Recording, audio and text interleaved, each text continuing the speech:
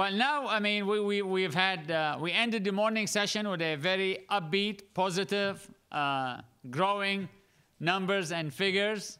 Now we're going to talk circulation and single copy. And I figured who best to introduce and coordinate our future in single copy and distribution than the man himself, the publisher of the new single copy sales newsletter, John Harrington. And John has a reputation of always bringing the good news about newsstands and single copy forward. You know, so please welcome with me John Harrington, and then he will introduce the rest of his team, the panelists for this session. And without any further ado, Dr. Doom.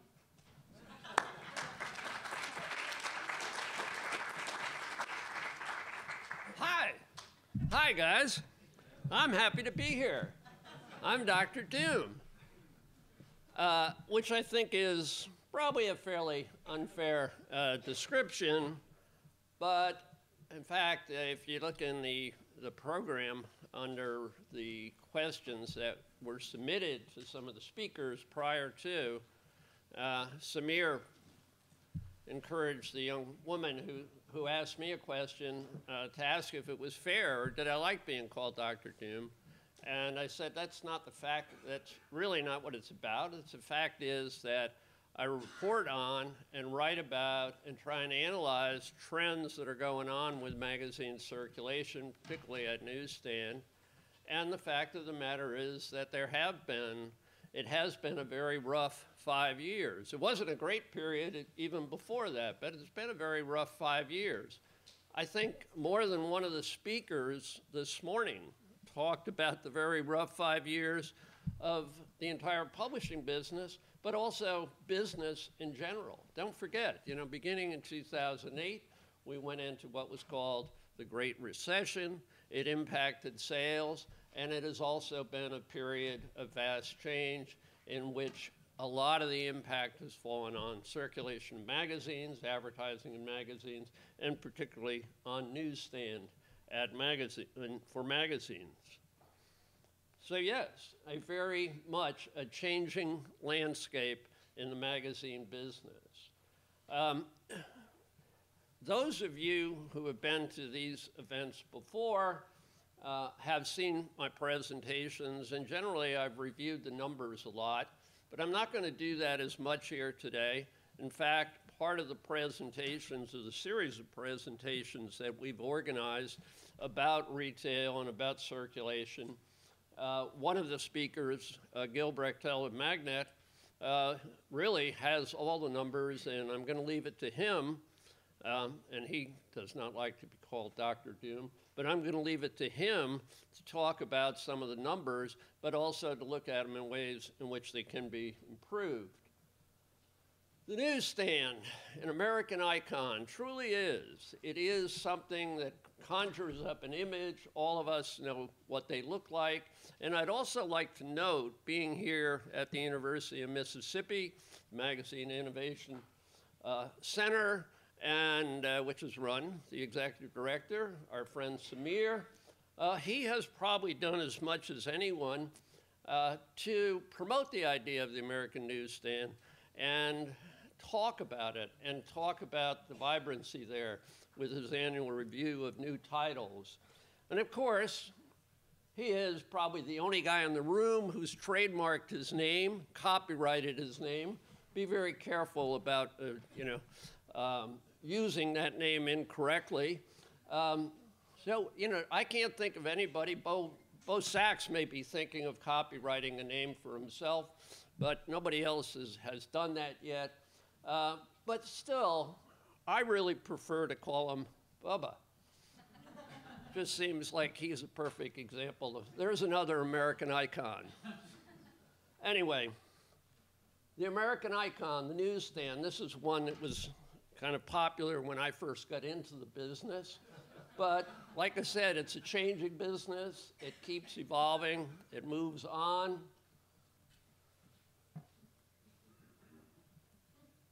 Probably, it's not the greatest shot in the world, but that's probably more or less what they looks like today in most large magazine racks, supermarkets, drugstores, some of the bookstores. This is the new American icon, maybe. They call these digital newsstands. And believe me, the first time I spoke here, I kind of made fun of digital newsstands and tablets for magazine markets. I don't today. They're real, they're there, they're important. In fact, I read several magazines on my iPad, not all the time, but I do it especially when I'm traveling, along with some books. So it's a real place, but it is not a newsstand in the way we know it. It's not a place that you can go in, stand in front of, shop, look for. The American icon of the newsstand is still the newsstand that I showed the earlier slides about. But it is a changing world. At the recent American Magazine Conference, now called the American Magazine Media Conference, which is run by the Magazine Publishers Group, MPA, and their editorial group, ASME. Mary Berner, the president of it, cleaned up her language this year a little bit. And one of the things she said, though, that the theme of what has happened in the last few years is that the magazine industry has pivoted from magazines to magazine media. And that's true. Everybody today, we had a panel of publishers that have launched within a fairly recent period of time, all of them, while they still talk about the importance of print, and I think most of them felt print was the most important part of their business, they also, all of them, were into digital formats in one way or another, whether it was a digital edition or a tablet edition of their newsstand magazine, a replica edition, so to speak, or just using the internet, websites, other apps that promote the brands. It's part of the magazine media format today. And it's not, we are not denying that. We're not trying to resist it. Bob Sachs says you can't resist it. We're going forward. The world is changing. We talked about this, they've talked endlessly about the so-called three-legged stool, the traditional three-legged stool of magazine publishing, advertising, newsstand, and subscriptions. David Carey, president of Hearst Magazines, also mentioned earlier today, in his recently talked about that they now at Hearst Magazines have 8, 9, maybe 10 legs, and it may be even more today than it was just 2 weeks ago when I heard him say that at the AMC meeting. The whole business is changing, but as one of those publishers, Bob Sauerberg, Condé Nast, said to me in a one-to-one meeting not long ago, he says, our whole continuum of magazine media, magazine publishing, where we're going, what we're doing, it begins at retail. It's the beginning of our whole financial model, not just the contributions in terms of revenue, but it's where they begin to build their brand. It's where they launch their product, and it's still an integral part of mature magazines, part of their business. It starts there. It's where people begin to see them, people become familiar with them, become subscribers, go on to other things. It has, with the news, the information, and entertainment expands, it certainly has impacted how magazines are sold, what they do for them, and a lot of publications are trying at this time to rework their whole approach, basically, and starting with the editorial, what their strengths are, how they expand, what they report, what they write about in a changing media world when so much information is available in so many other sources. But still, they come back to how they put it into a printed format and how they sell it to start with on the newsstands. Obviously, it's a changing business. It was reported earlier, I think Reed Phillips talked about it, that all the Condé Nast magazines are starting TV shows. Esquire has, a Hearst magazine has started its own channel. Magazines are into the TV business. Also, the new president of Time Inc., Joe Rip, at the AMC convention reminded everybody that when Time becomes a separate company, a spinoff from Time Warner early next year, it's going to be innovative in those areas. And he reminded emphatically that before, when it was Time Inc. before it was part of Time Warner, Time Inc. was the founder of HBO, and they were in the TV business. There was an item last week in the news that people will be working with, I'm not sure, Dick Clark production companies to introduce some People magazine specials in the coming year and the year after. So magazines are in the TV business, TV is in the magazine business. The whole range of media is wide open. Netflix and Amazon, which are all relatively no companies compared to many of the venerable magazine publishers, are making movies today. Not just offering movies for sale, they're making movies. And they're making them available for essentially free if you subscribe to other services over there in their streaming business, and you can see them on TV. Does any of that mean the end of print? No, it does not. It means that print is changing. It means the approach to newsstand is changing. And just pick up a couple of things. This was a quote from Anna Wintour, the editor-in-chief of Vogue magazine. Recently, I found it last week. If you talk about the digital world, it's the Wild West. The important thing to realize is that what works for print doesn't necessarily work for digital. What we're doing is creating more content that is specific for different channels. What we've all learned is that if you create similar content for your print magazine as you do for your website, it's going to be much less successful. Emphasize, what works for print doesn't necessarily work for digital, and if you create similar content for print, it's not going to be successful than you do for your website. It's going to be much less successful. And in Publishers Weekly, this came up, Book Industry Study Group. This switches gears a little bit. We're talking about books. The Book Industry Study Group said digital books are up in the 25–30% range for all books sold today, but it seems to be maturing. It's becoming a normal means of consuming content, and it's clear that it's in the later stages of the innovation curve. Print books didn't go away. They're not going to go away. Magazines are not going to become all digital. In fact, it was also fairly widely talked about at the AMC recently that, yes, digital circulation in terms of exact copies, tablet formats of magazines, is only at about the 2.5% to 3% range in total circulation, and is not really expected to increase at the rates that they once thought it was. Reed Phillips made a similar statement, saying a couple of years back when the iPad was introduced in the beginning of 2010, everybody expected it to have more impact just in terms of circulation and how people read magazines than it has had.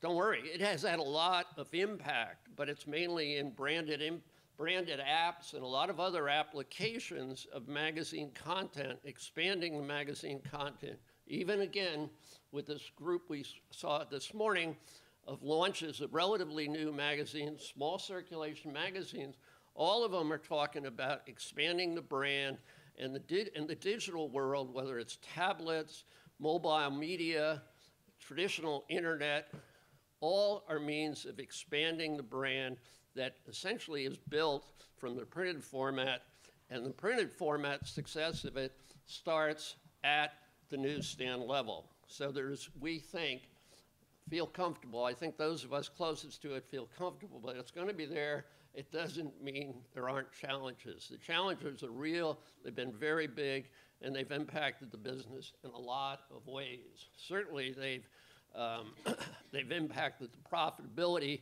of the distribution channel to the point that it needs some important and serious overhaul and renovation. So who we're going to hear from today is Gil Brechtel, who's president of Magnet, Magazine Information Network. It's a database of retail sales information in the United States and Canada. Really, he captures virtually 100% of retail information, issue by copy, title by title, issue by issue, and store by store sales. And they offer means for improving the sales, for targeting the sales, in managing that information. And when you think about it, it's an overwhelming amount of information. It's been there for a long time, and the challenge has always been how to use it effectively, both to improve sales and to improve the efficiencies of the business. Jay Annis is Vice President of Trade Sales for the Taunton Press, probably the most successful enthusiast publisher of magazines today. A whole series of hobby magazines, probably beyond hobby type magazines.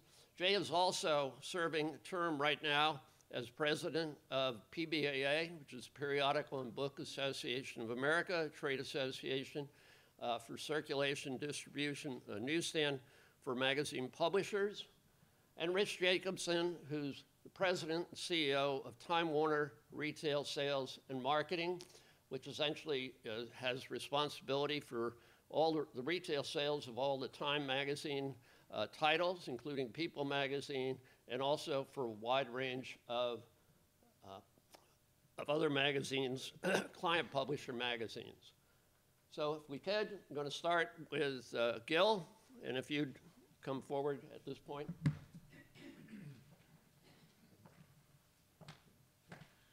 Good afternoon.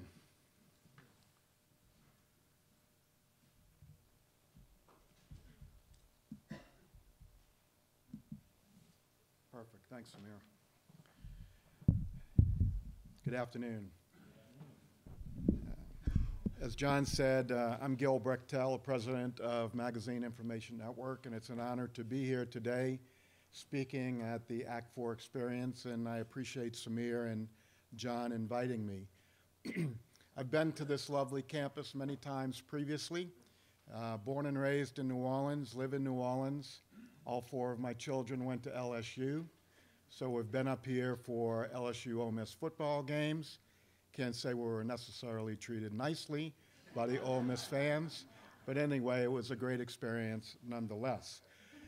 We're glad that we weren't up here 3 or 4 weeks ago when Ole Miss upset LSU. It was a tough loss for the Tigers. I mean, a really, really tough loss. But more about that later. So anyway, to get started, I think what I'm going to do is kind of give you an overview of our company, Magazine Information Network, and then we're going to look at magazine sales trends over the last 5 years, and then dig deeper into the numbers to see what they really mean. So Magazine Information Network, or Magnet, was formed in the year 2000. It was formed by the then 3 largest magazine wholesalers, which was Anderson News, the News Group, and Hudson News. We have 21 owners now, 21 wholesaler owners. Still, the top 3 represent about 85% of single copy sales in the US. That would be TNG, Hudson, and Source. Wholesalers are the entities in the supply chain that deliver the magazines to the stores. I mean, you have publishers, you have national distributors. Rich's company is a national distributor. And then you have the wholesalers who deliver all the magazines, and they have the financial relationships with the retailers.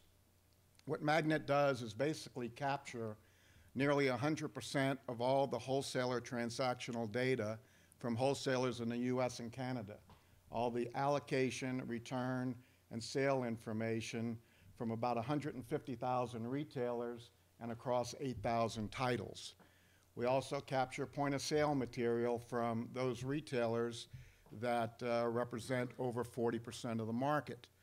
The data that we get from both the wholesalers and the retailers is very, very timely. We get multiple feeds from the wholesalers, and we get daily feeds for the most part from the retailers. Magnet is a for-profit company. We provide data services to national distributors and publishers. We also provide consultancy services to publishers, including store-level allocation and distribution work, using what we call our our Allotment Intelligence Management System, or AIMS, which is a centralized distribution system that we recently developed.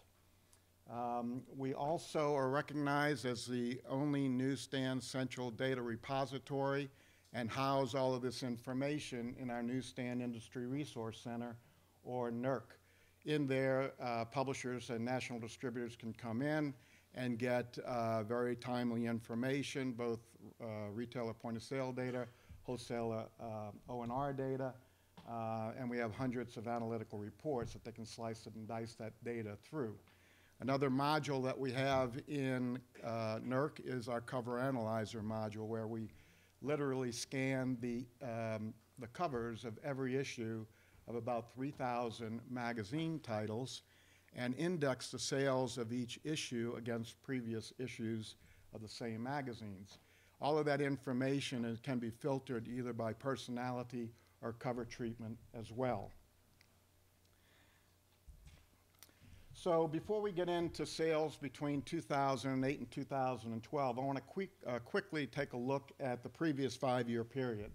And what you'll see is between 2003 and 2007, the newsstand business was pretty good. I mean, the red bars or orange bars, or whatever color that is, we're up 9.7% in dollars. By the end of 2007, we were almost a $5 billion industry at newsstand, and even units increased by 2.4% during that period of time. You'll see the numbers below the graph that the average cover price of a unit sold increased about 27 cents between 2003 and 2007, and the sales efficiency on magazines overall increased by over 4 points, which was the last time that's ever happened in our business. The thing that's interesting about this time period is that even though sales were increasing, major newsstand titles, checkout titles like TV Guide and the tabloids, were declining. So these sales were driven mainly by celebrity titles, new celebrity titles entering the market, and other new titles that publishers were producing that were doing very, very well on the newsstand. But if we go forward to 2008, we know that the economy tanked in the beginning of 2008. Everybody's talked about that earlier this morning. And with the economy tanking, newsstand sales went with it. And that sales decline continued through 2012. And while it was the celebrity titles that were helping to drive the sales in the previous 5-year period, because the content included in celebrity titles and news weekly titles were available to consumers in real time through social and digital media, the celebrity titles and news weekly titles really got hammered in this 5-year period. The other contributing factor was small titles. A lot of small titles ceased publishing, publications, or left the newsstand during this period of time because wholesalers were putting tons of pressure on them for additional margin. Another contributing factor, and it continues today, is that the consumer shopping habits are changed. Consumers are making fewer shopping trips to stores each week. There's more online shopping. Amazon and other e-commerce companies are having a huge effect on bricks and mortar stores. In fact, it's estimated that just in November and December of this year, during the holiday period, over $61 billion of product, holiday gifts, will be purchased online, which means that if people are purchasing it online, they're not going to stores to purchase it. That's a 15% increase since just last year. And as many of us know that live in states that don't charge sales tax for e-commerce, it's an advantage for consumers to buy online. And thirdly, and certainly not last or not least, are the technological advances. Social media and smartphones have had some impact on newsstand sales. Obviously, when the iPad was released in early 2010, publishers had other means of getting content to consumers. In fact, today, 33% of Americans either own an iPad or an e-reader or a tablet. And if we look at social media, it's amazing to me that in 2010, there were 400 million users of Facebook, and now worldwide there are 1.1 billion, with 665 million people looking at their Facebook page at least 30 minutes a day. Well, if reading magazines is a leisure event, then so is Facebook. And if they're looking at their Facebook page 30 minutes a day, that's 30 minutes a day that they're not reading a magazine. And I think all of us know that we're all addicted to our smartphone and what it can do for us. I mean, we can get content, we can communicate, and we can also buy online. And it's estimated in this year alone, 2013, $41 billion will be spent through m-commerce with people using their smartphones to purchase product. So if we look at the sales between 2008 and 2012, not too good. If you remember, I said at the end of 2007, sales were almost about $5 billion. In 2008 alone, when the economy tanked, we lost about $160 million in sales just in that 1 year. And at the end of 2012, we're at about a $3.5 billion business. Again, we lost about $1.4 billion in this 5-year period. At the same time, units declined by about 33%. And as you can see again below the charts, the average cover price of a unit purchased increased significantly, but you can see that also efficiency declined by 3 points. Now, if we segment this data even more and look at the titles ranked in a top 1,000 in sales and then rank those ranked below, you'll see that the titles in the top 1,000 had a 12.6% decrease in this period of time, and units were down 23%, and again, efficiency reduced as well. So, but the interesting thing about this, looking at these sales, about 52% of this decline was driven by celebrity titles alone. And even more devastating during this period of time was the effect on those titles, those small niche titles, and we had a lot of you guys talking to us this morning, but the small niche titles really got hammered in this 5-year period, where they lost $960 million in volume, going from $1.2 billion down to $331 million. So a huge, huge impact on the small titles during this 5-year period. Now, if you look at the average cover price of the titles in this range, in 2012, it was $6.84. I got to tell you that when I used to run the news group, so I know that you can sell magazines at $6.84 all day long and make money as long as the efficiency is high enough. The problem is that that group of titles only had a 28% efficiency in the year 2000. So if we look at the first half numbers, we see similar results. Again, 9% decline in the first half of this year, units down 12.6%. Interesting though, 97% of the decline in the first half sales were driven by celebrity titles, and those titles ranked below 1,000. In fact, the titles ranked between 51 and 100 actually had collective sales increases. So when you look at sales, when you look at the newsstand sales, and whether I report it or John Harrington reports it, you have to really drill into the numbers to see what's happening. Because if you eliminate the celebrity titles that cause a decline and these small titles, all the other titles ranked in the top 1,000 over that 5-year period only reduced by 15%. So on average, only about 3% a year. That's not too bad. And in the first half of this year, again, if you eliminate the celebrity titles and the niche titles, all the other titles in the top 1,000 only declined by 3%. Really not that bad.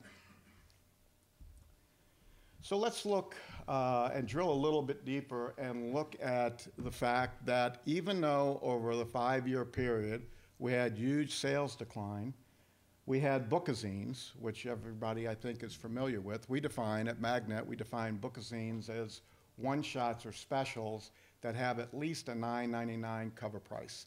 So during this 5-year period, when sales were declining, look what happened to bookazines. They increased from 194 million bucks all the way up to 352 million bucks. The units increased significantly, and so did the average cover price.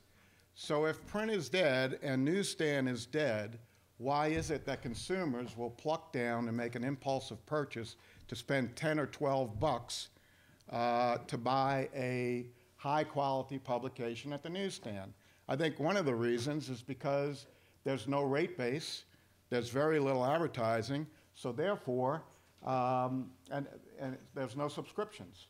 So one of the things that have affected, in my opinion, some people will disagree, but one of the things that have affected newsstand sales is that publishers are trying to chase rate base so much, they're basically giving magazines away for free or at a very low price. So if you can buy Cosmopolitan for $5 a year, 12 issues for $5 a year, why in the heck would you spend $3.95 for one issue? You'll also find that in bookazine sales, brands sell. Time, Life, Us, Meredith, Taste of Home are usually successful. I'll also tell you that during 2012, there were 900 bookazines released. Some did very, very well, others didn't do very well because they didn't follow the last point, which is high quality cover and paper stock, good pagination, and good content that the consumer wants. Take a quick look at some of the best bookazines in 2012. You can see varied subject matter, some tributes, topical information, and a heck of a lot of recipe books.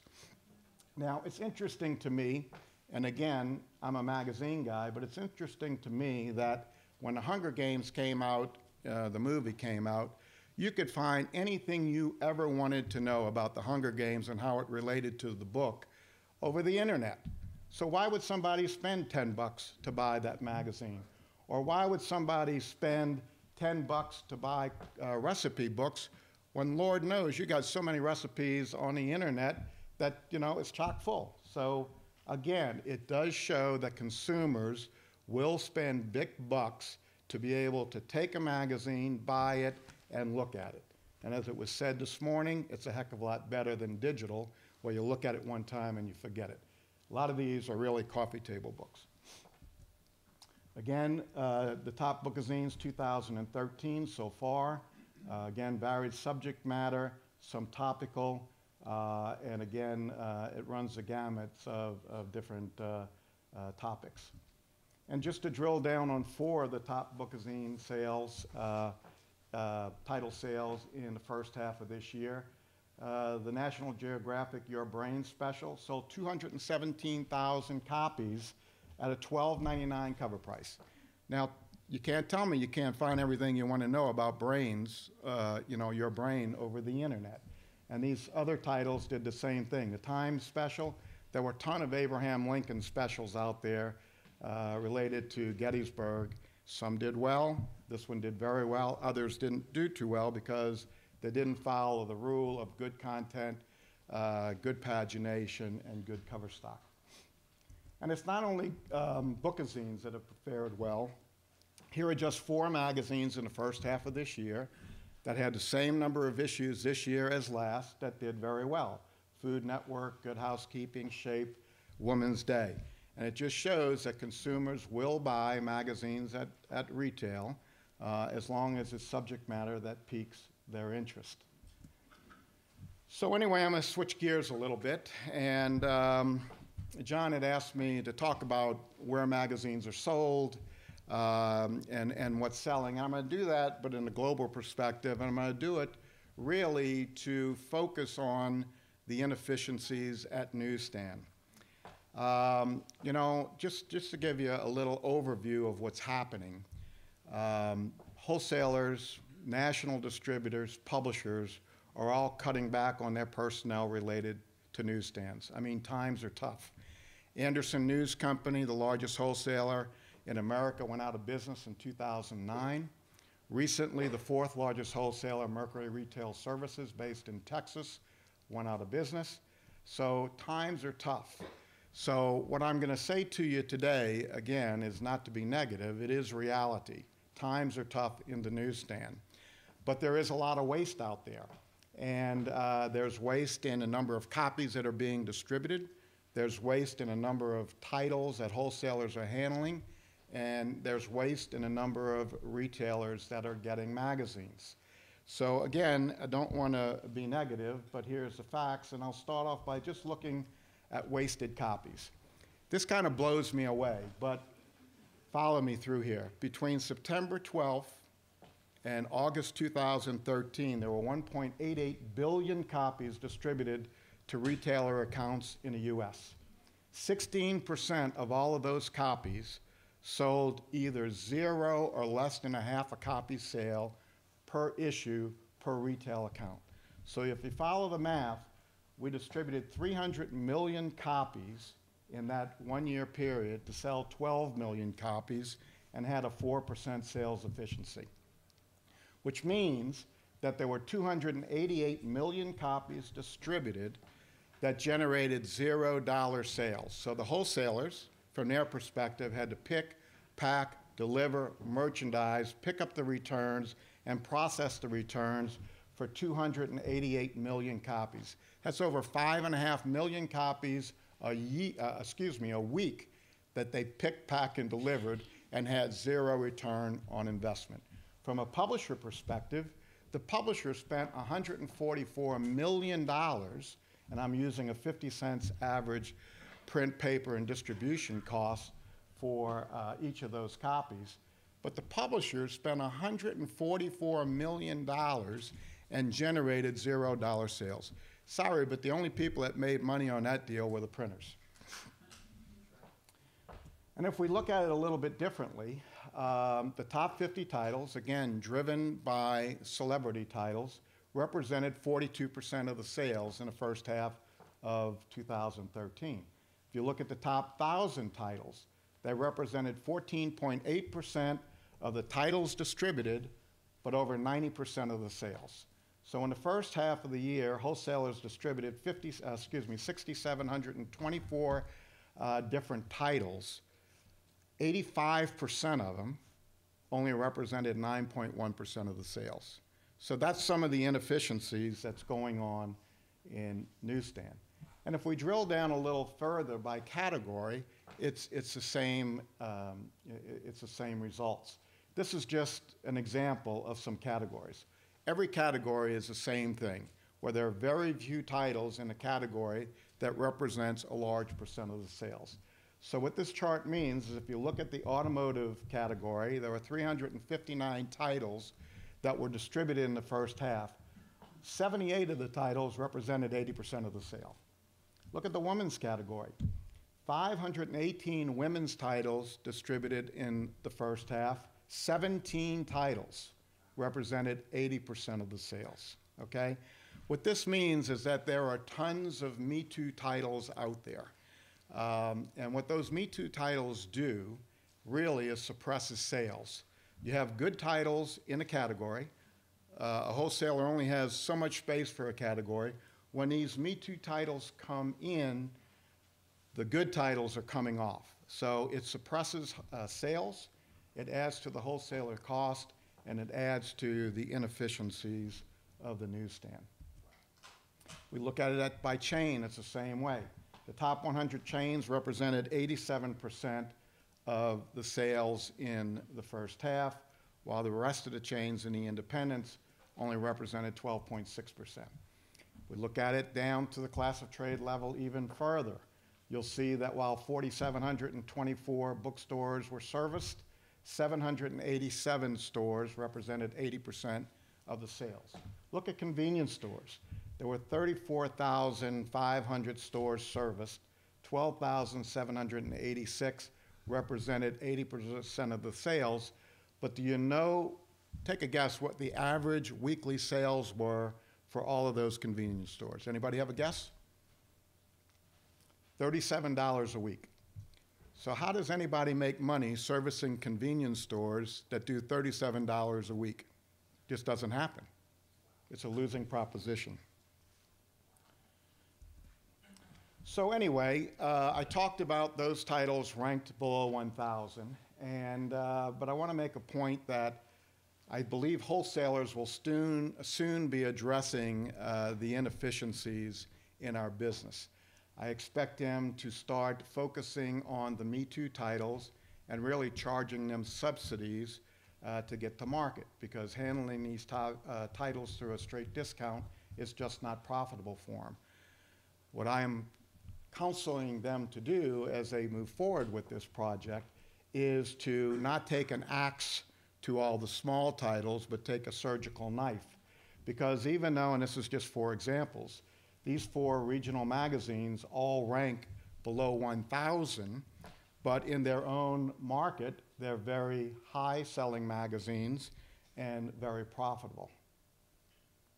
So where do I think the newsstand's going to go in the future? I think you're going to have more supplier consolidation. I think there are going to be fewer titles distributed. I think there's going to be more of a focus on high-quality publications. We've already proven that we can sell $10 magazines. So if we continue to produce that, we'll do very well. I think there will be fewer wholesaler-serviced retail outlets. Doesn't mean that the publishers can't get those products to market another way. It just won't be cost-effective to go through the wholesaler system.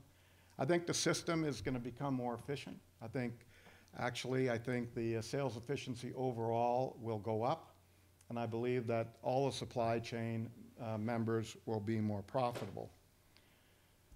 So anyway, I think you've noticed that Magnet has a ton of data, and we can slice this data any way we want.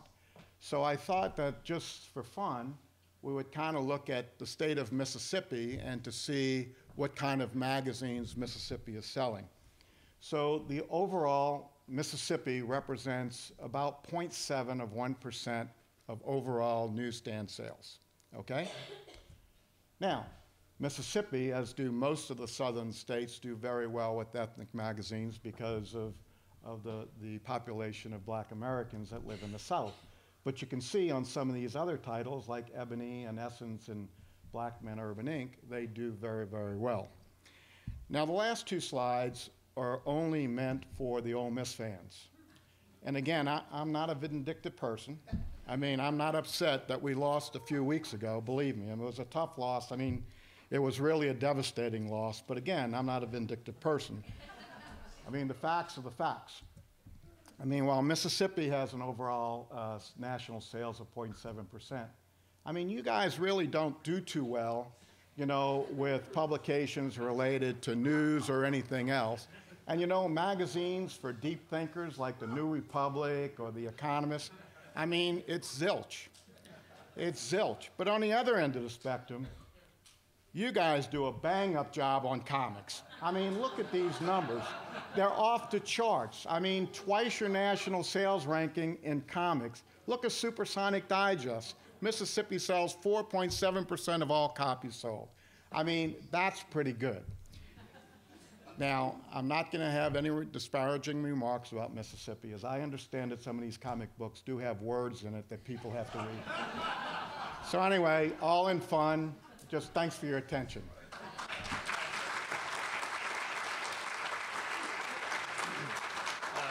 Gil, question I got for you. With all the data that's available and the ability of both like Magnet and the wholesalers and the publishers to slice and dice it, why are the efficiencies still declining? Well, I think it's a great question with multiple answers. I mean, one, I think it's focus. I mean, most publishers, I think, or a lot of publishers are focused more on digital now and less focused on newsstand or even subscription. I think it's been a manual process previously to manage allotments and manage distributions. I think that the data that publishers have used or national distributors used have been somewhat dated.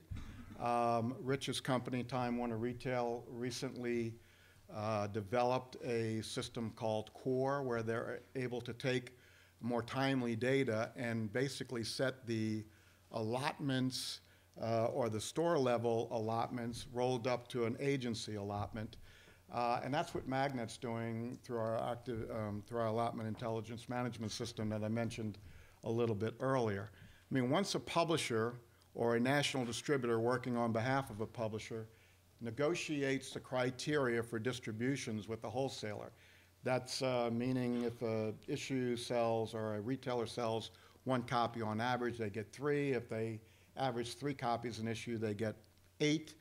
And also negotiates what competitive titles they would use to look for opportunities. You can literally push a button, and in 5 minutes, you could have a store-level distribution done across every every retailer in the US and Canada, rolled up to an allotment, and then rolled up to a print order. So we believe that the most effective way to improve efficiencies is through more of an electronic or systemic process and not a manual one. So I think that's going to be a sea change in the business. Does that answer your question? That's it. Thank you. Thanks, Gil. And now Jay Annis is going to talk about how probably one of the most successful enthusiast publisher is dealing with a changing publishing environment. Jay? Thank you. You know, since I have the mic, I have to tell Gil why we don't sell all these magazines on the newsstand in Mississippi, like the Atlantic and the New Yorker, because we are busy writing those articles. Let's see here.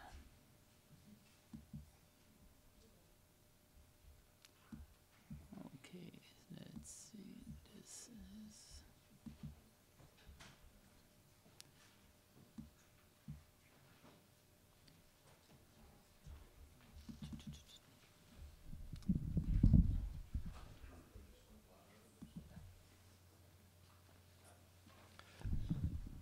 So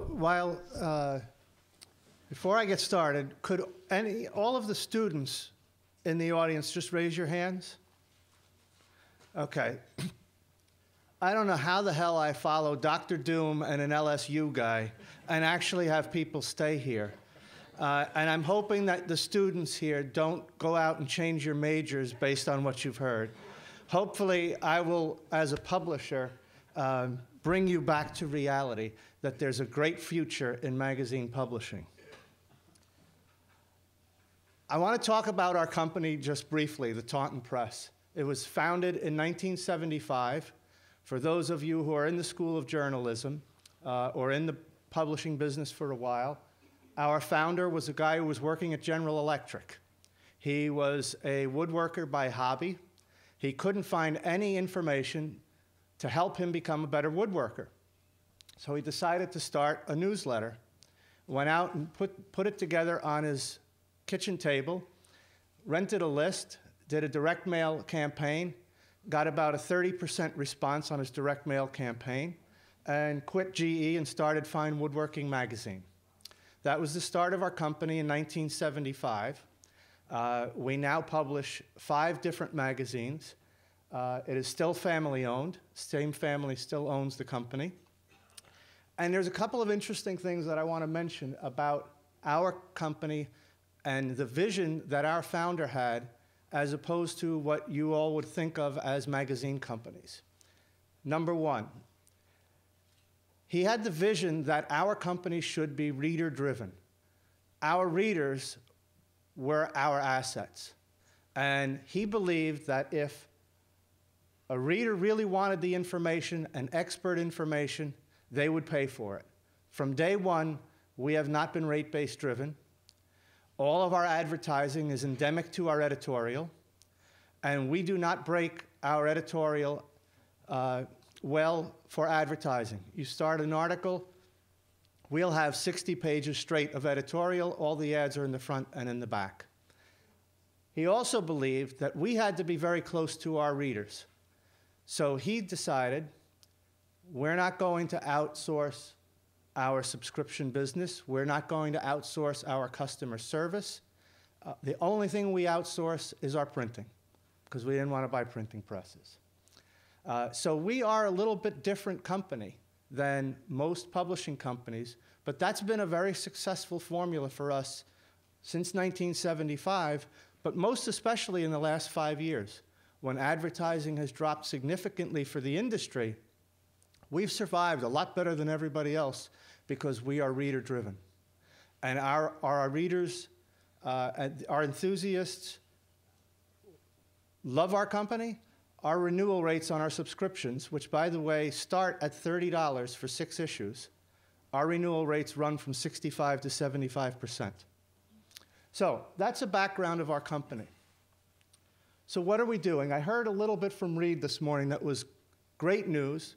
He said publishers have to get into other areas to generate revenue, whether it's digital, events, TV, whatever. We happen to be doing all of that and have been for years. That's the good news. I'm a little bit worried about whether we're doing that to sell the company, and we're going to be calling Reed in the next few years to sell. So these are the assets that we have. On the print side, we publish magazines, we publish bookazines, we publish books, both hardcover and softcover. On the digital side, we produce ebooks, we produce DVDs, we have websites. Everybody has a website. When we started our websites, we made the decision, we're not going to give this content away. So we have free websites, but we also have paid websites. If you want to get the really expert information, if you want to get access to the library of data from our magazines, you have to pay for it. It's about $20 a year. And guess what? We have 50,000 people paying for Fine Woodworking's premium website. We have apps. We now have e-selects, and I'll get into that in a minute. How do we reach our customers? Mobile phones, tablets, books. We have interactive tools on our websites. Certainly the newsstand is what has driven our company, as opposed to most magazines where 10 to 15% of their circulation will be newsstand. Ours range from anywhere from 30 to 45% is newsstand driven.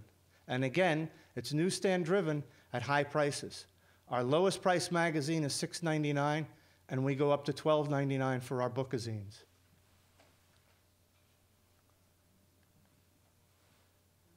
But what we found over the last few years especially is we can't afford anymore to pay a writer to do an article for the magazine, pay an author to do a book without using that content some other way. So we look at everything we do now, how can we use this content in a different way? So I'm going to look at content, what I call content optimization. What do we do with print? So we have our magazines. We take our magazines and we create what we call SIPs out of them, special interest publications. Then we also and the special interest publications will range anywhere from 100 to 124 pages. We also take our most successful SIPs and we'll convert them to books. And a book might be 224 pages.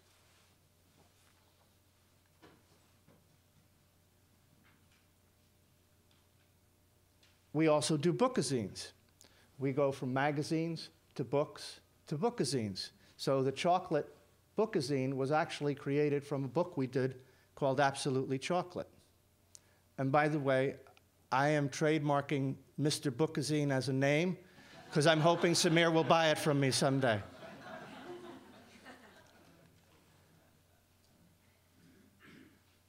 We started a series, and this was actually based on a distributor and a retailer coming to us and saying, look, we have these pattern booklets, but we don't have enough of them. We don't have enough in crafts. We don't have enough in sewing. And they said, you have the content. Could you create these for us? So we took some of our best-selling books and magazines, took a slice of that content out. We put 8 to 10 projects in a booklet, mostly 32 pages, 4-color. We're selling them in specialty accounts for $9.99. And they're selling very, very well.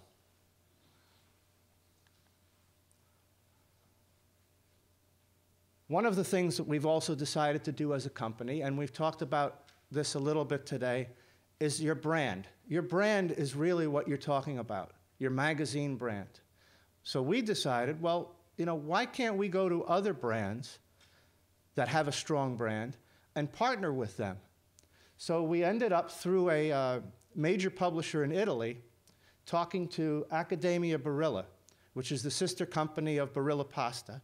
They have the largest and most famous cooking school in all of Italy, based in Parma, Italy.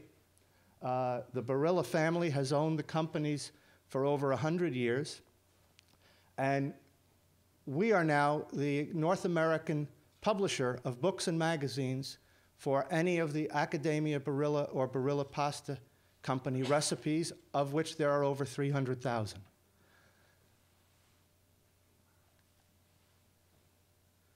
We also do content optimization of print to digital. How does that work?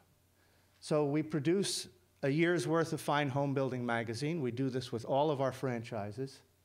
Then we take it and we put it on a DVD-ROM, and we sell that for $99.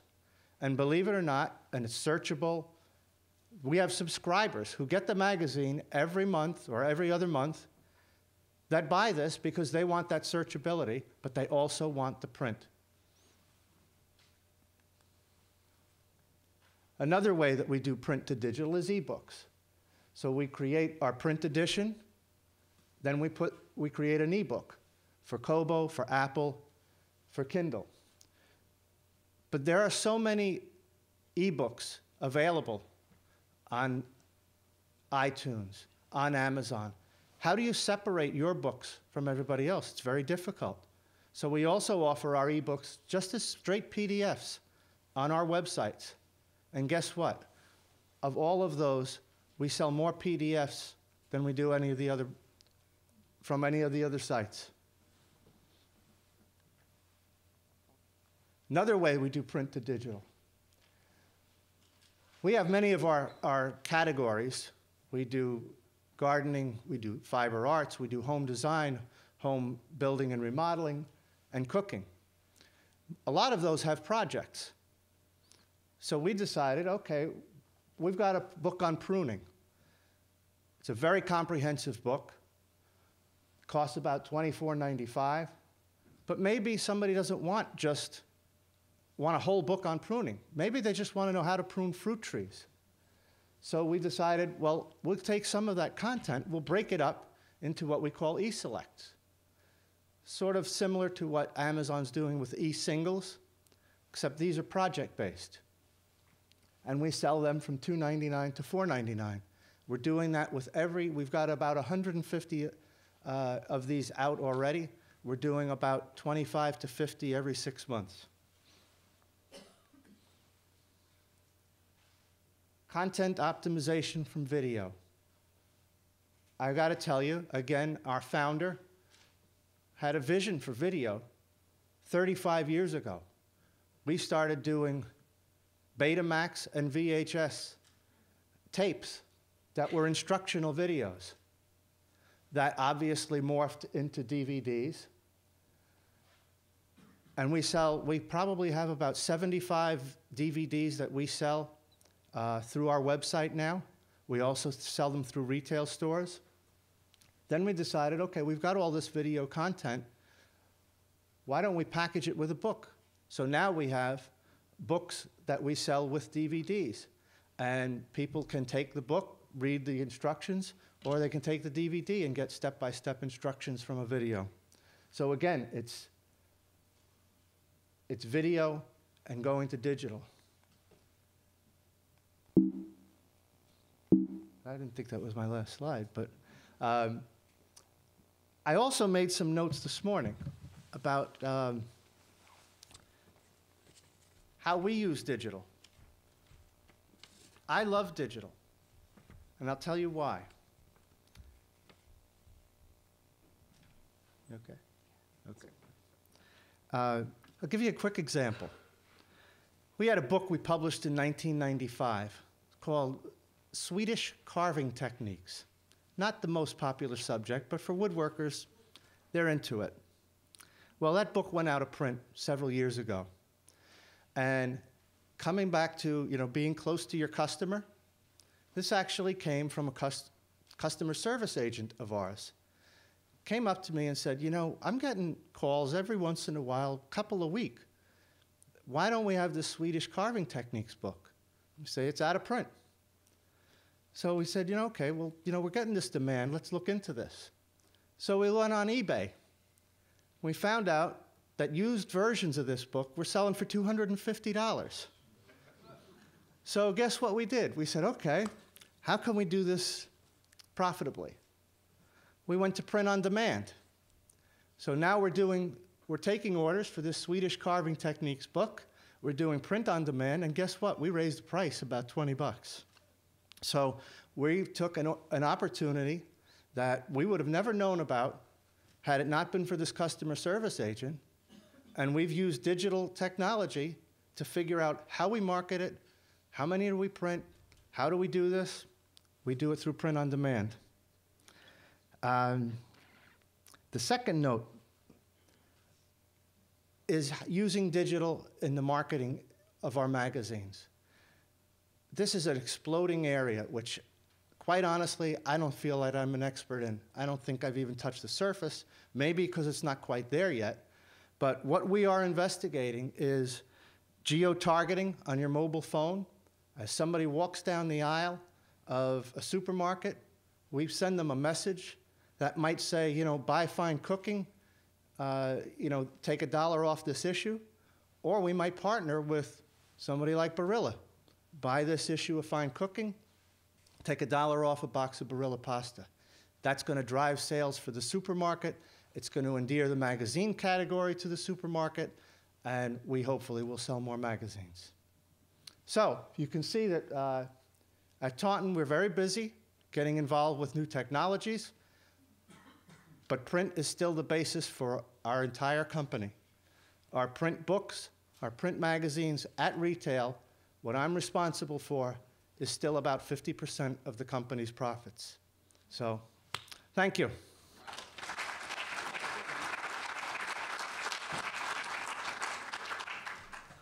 Jay, the students all came back into the room. All right, Rich Jacobsen, Time Warner.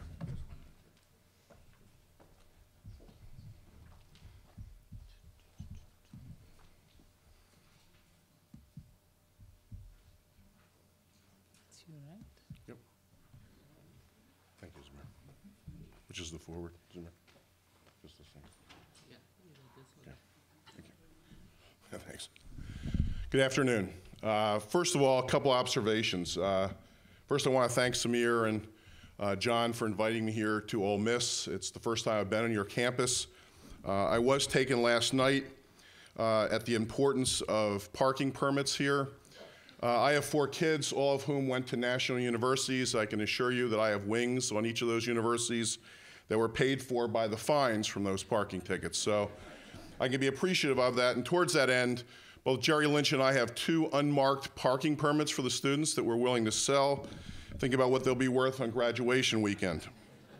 The second thing I observed was the hospitality you offer, Southern hospitality. I've noticed 2 University of Georgia graduates, and now, of course, an LSU fan. I thought it was a little over the top for him to question the literacy rate here in Mississippi, given the fact that he didn't mention that, I guess he did mention that he's a lifelong Louisiana resident, so we ought to check on the literacy rate in the state of Louisiana. Having said that, I'm here today really to talk about marketing magazines, and there's really too little of it done, in my opinion, today.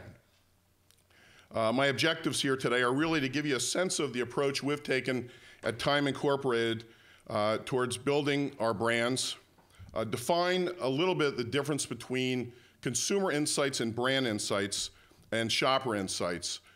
We believe that's really the original building block for any solid marketing plan.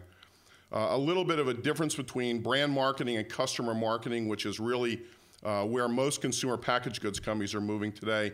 And finally, a case study given time on People magazine. In many ways, I feel like we're coming full circle in my career. I've been with Time Incorporated for roughly 32 years. The division that I run was founded in 1974, and we started a little magazine now today known as People magazine. We hired a lot of people from the consumer packaged goods industry, and I represent one of those people. I came from a company that now is known as Pfizer Consumer Healthcare. Many of my colleagues came from companies like Procter & Gamble and Kraft and Unilever. And one of the things that we did then was to start to deploy consumer packaged goods tactics and ultimately an overarching strategy to sell magazines the way that consumables are sold in store. And what we found, unfortunately, is we were probably far ahead of our time. And this is one of the reasons why I don't think there's enough marketing done today against a retail sale of magazines. Because at that time, we had neither the database, a comprehensive database, which we now have in a variety of forms, nor did we have, probably more importantly, the analytic horsepower to really understand and turn that data into real useful information and ultimately into what I'm going to talk about a little bit today, insights. Before we get into that, I want to introduce three, I think, radical concepts, and I say that sarcastically. First is this industry largely has been driven by push marketing. Slap a magazine in a checkout, and hopefully the magazine's cover sells the product. Or place it on the main line, and hopefully that pulls consumers in. And that is important. Don't kid yourself that merchandising is a critical element of retail sales of product. But I believe more importantly is pull. And I think Gil did a nice job of sort of outlining one of the reasons we've faced a lot of headwinds over the last 5 years. But I think the lack of real marketing in this channel overall is another reason for it, and particularly pull marketing. The second is we should leave here knowing that the retail sale of magazines from a retailer's perspective means that it is no different than selling any other widget in the store, whether it's milk, bread, or probably the category we're closest to, Coca-Cola, okay, because it's direct store delivered. And finally, the notion, what a wacky idea, a media company actually deploying media to sell its brands. And that's what, in fact, we're doing today and getting a fair amount of press for it. Shockingly, media companies, in many ways, I think, are structured similar to CPG companies, and you can look at this on your own. But the fact is that when we look at things like editorial, the comparative enterprise at a CPG company is research and development. Consumer marketing is definitely brand marketing, all the way down to ad sales, which is business development and licensing, operations and strategy. So we're not structured that much differently from a CPG company, and so we should be equipped to be able to handle most of these things. Media brands, though, need to market like CPG brands, and that means two elements of marketing. First on the left, brand marketing, which is very much consumer-centric, and that's important, and many of you, I'm sure, are doing that today. But I think one thing that many of us are lacking is understanding the difference between brand marketing and shopper marketing. Shopper marketing is, in fact, what it means. It's shopper-centric, and I'll talk about that in a second. The second thing we all need are insights, and we should really differentiate insights from information. We are inundated with information, moreover even data, every day. But what we really lack are real insights about what our shoppers are doing, what our consumers are doing. The minute you think you know everything you should know about one of your consumers is the minute you don't know enough about your consumer.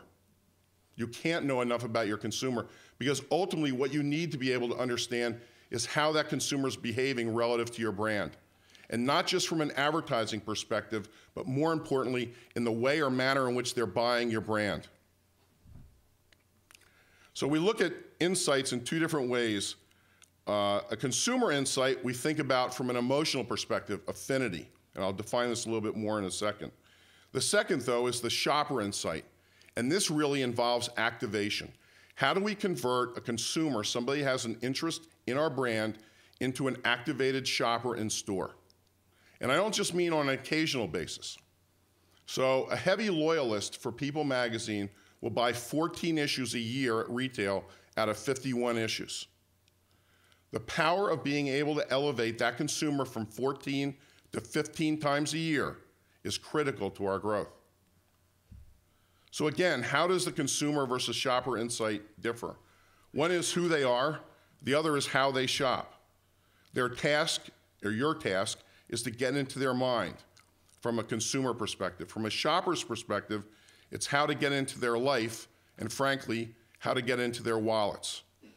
And then finally, from a story perspective, one is very emotional and very hard to grasp. The other is very practical and leads ultimately to a sale.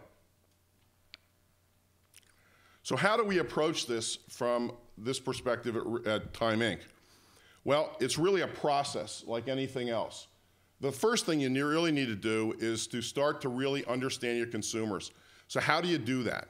And it shouldn't just be about guesses. We had an illustration, I think Tony mentioned it earlier, where he talked about a recent meeting or convention that he attended, and there was a discussion about a farming magazine, and he was surprised to find out how well integrated they were into the digital world. But the fact is, if you just think about something as simple as the need of a farmer and the ability to check weather, think about how powerful an app or an internet or digital application might be to that party. So we really we should not make guesses about what our consumers are doing or buying. So the first thing we need to do is conduct a situation assessment to establish our target audience, really determine our marketing objective, whether it's penetration or increasing a buying rate. So what are we dealing with right now from a consumer perspective? In many cases, this requires segmentation, consumer segmentation, things that many of us learned in B school. So there are different ways to segment your consumer. The early attempts by my company to do this occurred with a volumetric segmentation. Very simple. We were able to use very specific frequent shopper card data to be able to segment each of our consumers from people that were occasional buy at one time per year all the way up to heavy loyalists at 14. And then start to differentiate based on people who are buying our competitors or buying a category, as it might be in the case of people, all the way up to people that are very category loyal and make multiple buys in those. We need to understand the barriers to entry. Okay, so do you have an awareness problem? You know, we have a magazine that was launched proprietarily in Walmart called All You. We're now expanding that nationally. We have a huge awareness problem. At its apex, and we were selling 500,000 copies an issue per month in Walmart with a magazine called All You, and we had a 12% awareness factor amongst Walmart shoppers. So you need to start to understand some of the dynamics that are affecting your consumer base. You need to evaluate the tasks that are necessary to overcome those barriers. You need to think about the mixed priorities. So we think about the traditional mechanisms within marketing, whether it's product, price, distribution, or promotion, and think about, are there things that we need to more clearly prioritize in order to overcome those barriers, and finally implement programming and then measure the results, which really speaks to coming full circle on the analytics. So what I'm going to illustrate here is just a case study with a people campaign. And it's not just people. Good Housekeeping just launched or relaunched about 6 or 9 months ago, and I think Gil put a slide earlier that Good Housekeeping has seen really great results as a result of this sort of overarching media campaign. So our consumer target for people was the current People newsstand reader who have purchased 2 or more copies in the past year. So a relatively low occasional buy party. Our objective was to increase that sale from 2 to 3 copies per year. The barrier was that she is, that we need to make sure she remembers why she was brought into People on a week-to-week basis. So what are the emotional ties that she has to the magazine? And that really led to our communication goal, which some of you spoke about earlier, that magazine reading generally can be a lean-back experience. So what we wanted to do was to start to provide a variety of different content examples of why this might be able to serve that need. Our tasks here were simple. 1, to romanticize the People print experience. Secondly, to tantalize the consumer with what's in the next issue. And then hopefully to create a continuity or a pattern of behavior by ritualizing it. And then finally activate her, get her to buy or to sell the magazine at retail. The way we went about doing that was with a fully integrated marketing campaign that started with something as simple as a freestanding insert, a large mass audience, untargeted coupon or content device, then moved into other couponing methodologies like Catalina, Some of you may not know what Catalina is. If you don't, it's the coupons you get at register that are generally triggered by a purchase of some sort. Not only do they provide a mechanism to market, but they also provide great back-end analytics and be able to understand how your consumer's behaving. To enter into shopper marketing techniques, and I'll talk about a few of those in a minute. And then an extensive use of TV. Finally, to utilize our own medium and to advertise heavily in our own magazines, and believe it or not, in many of our competitors. And then finally, as many people have said before, digital is not our enemy. Digital, particularly digital as an interrupter in store experience, can be a huge ally in marketing your products. So we started with TV. If you've seen any of these shows, you probably had an opportunity to see the Bruno Mars backdrop on commercial. It was a 30-second ad that was run across major networks and shows. We ran it in 6 pulses, so we found that pulsing is actually a better mechanism for TV for us than rather than a continued stream. It was timed on the Wednesday to Saturday period, so we created a sense of urgency. That's when our first inventory load, or the greatest number of our copies, are in store. And then the main cover was refreshed on each pulse. So it was issue specific. It was not a general brand campaign. We ran print ads in all of our magazines, as well as a number of our competitive magazines.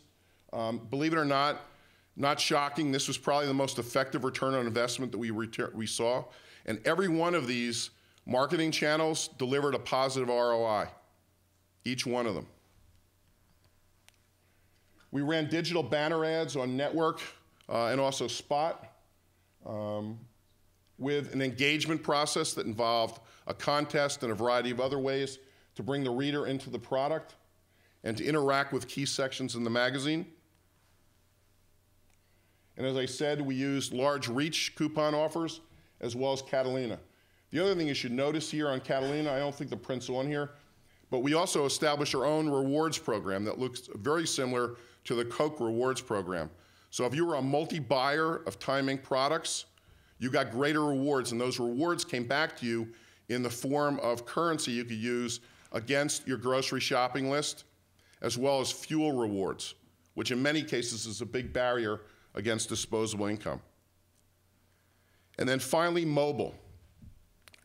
We found a company, it's actually owned now by Catalina, that has the ability to provide shopping lists on their mobile device, smartphones.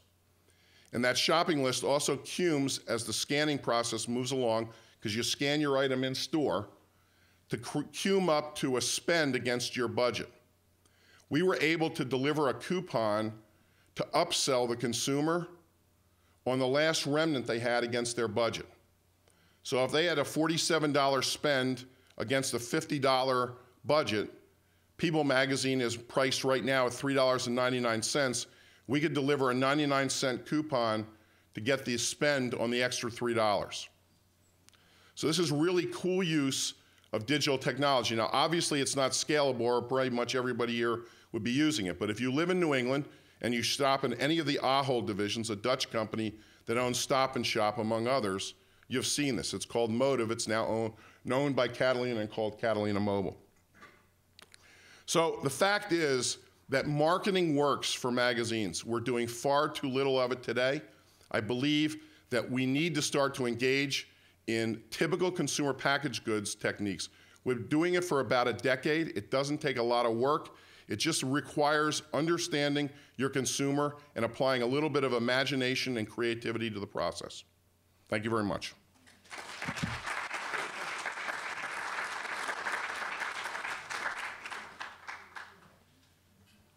Well, I think it's clear that despite being referred to as Dr. Doom and Gil talking about some of the dreary numbers that the magazine industry is facing at newsstand in the past several years, that there is a lot of potential there. And we've just seen what two different types of publishing companies are doing to market their products across the whole range of stores and retail outlets. And those things, the works that a Time Inc. and a Taunton do to promote their product, in this business, it really is, you heard of the rising tide. it works across the board. It helps other publications as well. So despite some of the ways I've been referred to, you know, there is a lot of potential here. Some of you hear the dreary stuff about magazines, but it always reminds me of what Mark Twain said about Wagnerian opera. It's better than it sounds. Anyway, I, as a result of this sort of thing, and the work that I've seen people being done, I really decided I really need to do something about my image, and I'm starting on it.